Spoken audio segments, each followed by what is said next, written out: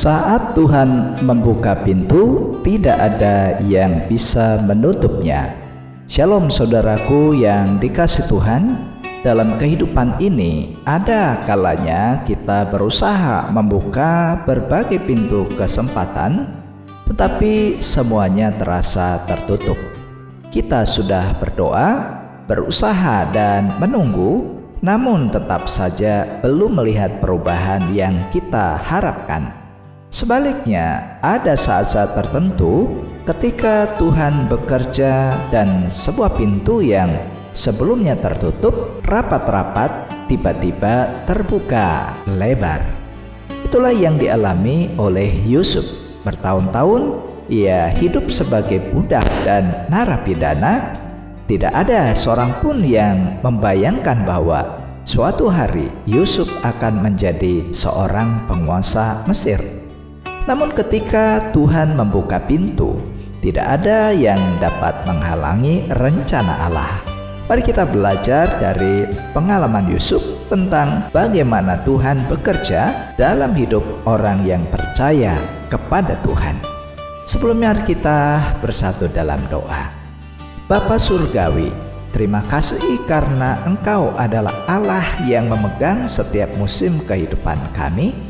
Saat kami menunggu dan belum melihat jalan keluar, Engkau tetap bekerja menurut rencana-Mu yang sempurna. Bukalah hati kami ya Bapa untuk menerima firman-Mu dan mempercayai tuntunan-Mu dalam hidup ini. Dalam nama Tuhan Yesus kami berdoa. Amin. Saudaraku yang dikasihi Tuhan, setelah Yusuf menjelaskan arti mimpi Firaun dan memberikan solusi yang bijaksana, Firaun dan para pegawainya terkesan dengan jawaban Yusuf. Namun yang mereka lihat bukan hanya kecerdasan Yusuf saja, mereka juga melihat bahwa ada kuasa Allah yang bekerja di dalam kehidupan Yusuf. Akibatnya saudara, Yusuf yang baru saja keluar dari penjara diangkat menjadi penguasa atas seluruh Mesir, tepat di bawah Firaun. Peristiwa ini mengajarkan kepada kita bahwa ketika Tuhan membuka pintu, tidak ada keadaan, orang ataupun masa lalu yang mampu menghalangi rencana Tuhan.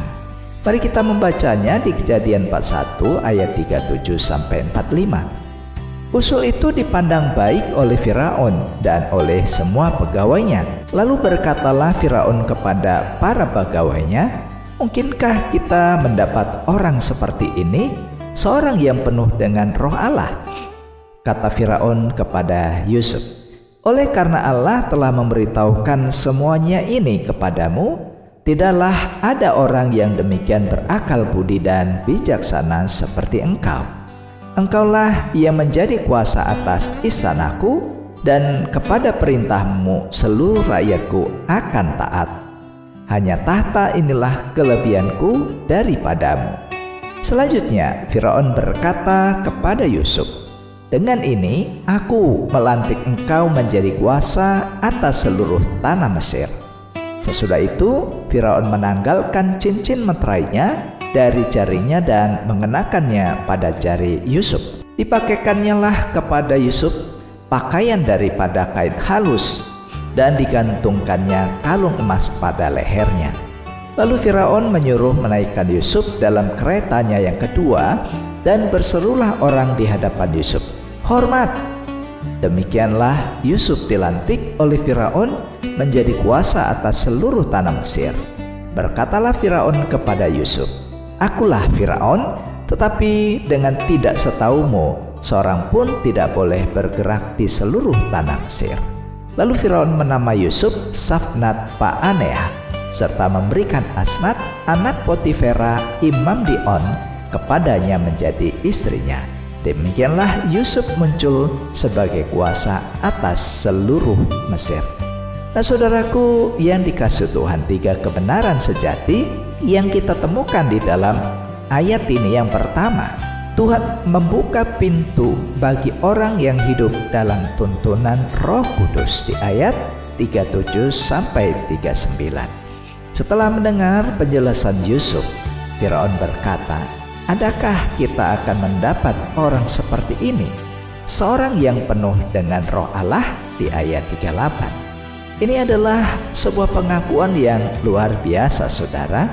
Seorang raja kafir yang tidak mengenal Allah dapat melihat bahwa kehidupan Yusuf dipenuhi oleh pekerjaan Allah.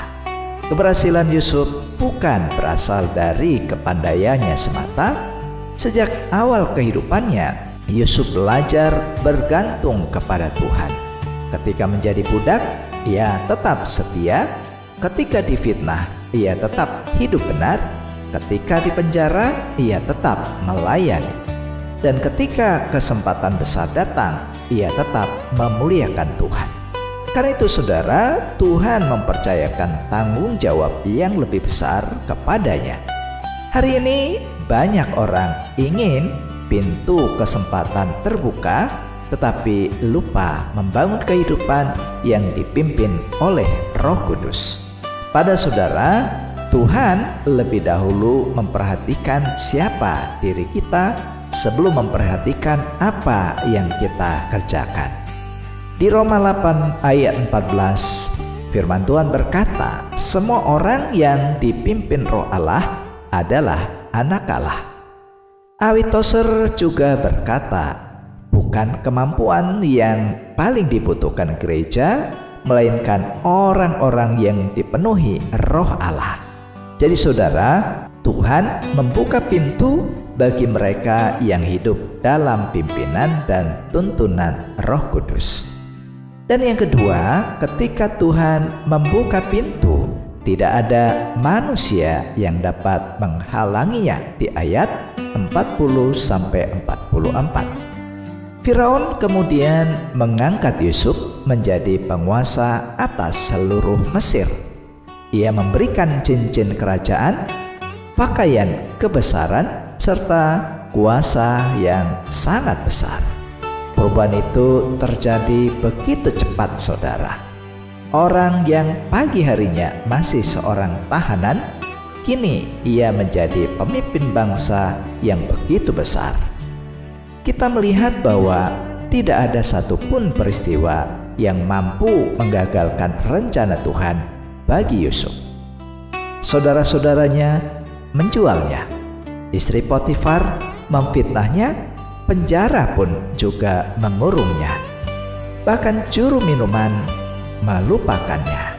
Tetapi semuanya itu tidak dapat menghentikan rencana Allah. Ketika Tuhan membuka pintu, segala hambatan manusia menjadi tidak berarti.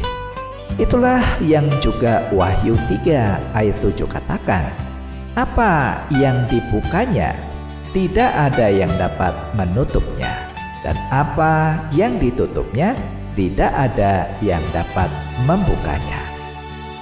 Jadi saudara, jika Tuhan membuka pintu, tidak ada kekuatan manusia pun yang mampu menutupnya. Dan yang ketiga, Tuhan membuka pintu bukan hanya untuk kehormatan, tetapi untuk menggenapi tujuan Allah, di ayat 45. Setelah diangkat menjadi penguasa Mesir, Yusuf menerima kedudukan baru, nama baru, dan kehidupan yang baru. Namun tujuan Tuhan bukanlah sekedar membuat Yusuf berhasil saja, saudara, tetapi Tuhan sedang menempatkan Yusuf pada posisi yang tepat untuk menyelamatkan banyak orang dari bencana kelaparan yang akan datang. Pengangkatan Yusuf adalah bagian dari rencana Allah yang jauh lebih besar daripada dirinya sendiri. Demikian pula di dalam kehidupan kita, saudara. Ketika Tuhan memberikan berkat, memberikan kesempatan, jabatan, pengaruh, bahkan keselamatan di dalam Kristus, semuanya memiliki tujuan ilahi. Tuhan tidak pernah memberkati kita hanya supaya hidup kita lebih nyaman, tetapi supaya kita menjadi alat berkat di tangannya. Di Kejadian 12 ayat 2 berkata, "Aku akan memberkati engkau dan engkau akan menjadi berkat." Seorang pengkhotbah terkenal Billy Graham pun juga berkata bahwa Tuhan tidak pernah memberkati kita hanya untuk meningkatkan taraf hidup kita, tetapi untuk meningkatkan dampak hidup kita. Jadi saudara, Tuhan membuka pintu bukan hanya untuk mengangkat kita, tetapi untuk mengenapi tujuan Allah melalui hidup kita. Mungkin di saat ini ada pintu yang masih tertutup dalam hidup saudara. Jangan berkecil hati saudara. Fokuslah untuk hidup dalam tuntunan Roh Kudus, bertumbuhlah dalam karakter, dan tetaplah setia dalam setiap proses yang Tuhan izinkan bagi saudara. Percayalah, jika Tuhan berkehendak membuka pintu, tidak ada seorang manusia pun yang dapat menghalanginya. Dan ketika Tuhan membuka pintu itu saudara, jangan gunakan hanya untuk kepentingan sendiri. Pakailah kesempatan tersebut untuk melayani, memberkati orang lain, dan tentunya memuliakan Tuhan. Pertanyaan saudara, apakah saudara sungguh hidup dalam tuntunan Roh Kudus setiap hari? Adakah saudara masih takut bahwa orang lain dapat menggagalkan rencana Tuhan dalam hidup saudara? Dan jika Tuhan membuka pintu kesempatan bagi saudara, apakah saudara siap dipakai untuk tujuan Allah? Mari kita berdoa. Tuhan Yesus yang baik, terima kasih karena Engkau adalah Allah yang membuka pintu jalan ketika tiada jalan. Tolong kami ya Tuhan untuk tetap hidup di dalam pimpinan Roh Kudus dan tetap setia menjalani setiap proses kehidupan ini. Ketika Engkau membuka pintu bagi kami ya Tuhan, pakailah hidup kami untuk mengenapi kehendak-Mu dan untuk menjadi berkat bagi banyak orang. Berkatilah saudaraku yang membaca firman Tuhan ini dalam hidup mereka, dalam pekerjaan, dalam keluarga, dalam pelayanan, dalam studi, bahkan apapun yang menjadi doa dan harapan mereka. Yang sakit Tuhan pulihkan, yang menderita Tuhan hiburkan, dan yang berkekurangan Tuhan kiranya cukupkan. Di dalam nama Tuhan Yesus kami berdoa. Amin. Saudaraku, mari arahkanlah hati dan terimalah berkat Tuhan. Kiranya Tuhan berkati saudara dengan kehidupan yang dipimpin oleh Roh Kudus, hati yang tetap percaya dalam masa penantian, dan keyakinan bahwa tidak ada seorang pun yang dapat menghalangi rencana Tuhan atas hidup saudara. Dan kiranya setiap pintu yang Tuhan buka menjadi sarana untuk saudara memuliakan Tuhan dan menjadi berkat bagi banyak orang dari saat ini sampai terus selama-lamanya. Amin. Jika membutuhkan doa, konseling, atau percakapan pribadi, saudara bisa menghubungi nomor yang tertera pada video ini. Demikian firman Tuhan hari ini saudara. Terima kasih, Tuhan Yesus memberkati, dan sampai jumpa pada seri renungan SKS berikutnya. Shalom.